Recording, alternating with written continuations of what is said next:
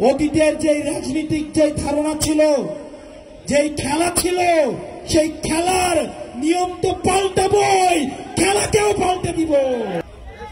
আমাদের কাছে খবর আছে এই নির্বাচন কমিশনের কারা কারা কিছুদিন আগে ক্যান্টনমেন্টে সিএমএইচে ভর্তি ছিলেন। আমাদের কাছে কিন্তু খবর আছে এরশাদকে যেভাবে গলফ খেলতে নিয়ে যেত, ঠিক একইভাবে এখন অনেককেই ধরে ধরে সিএমএইচে নিয়ে যাওয়া হয়।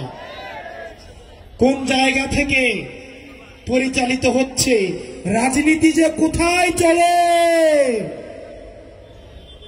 প্রিয় নড়াইলবাসী, আপনারা আমাদের সাথে থাকবেন। আমরা প্রতিজ্ঞা করছি অতীতের যে রাজনীতিক যে ধারণা ছিল, যেই খেলা ছিল, সেই খেলার নিয়ম তো পাল্টাবই, খেলাকেও পাল্টে দিব। এই রাজনীতিবিদদের জন্য আমরা কঠিন করে অবশ্যই ছাড়বো, অবশ্যই ছাড়বো, অবশ্যই ছাড়বো।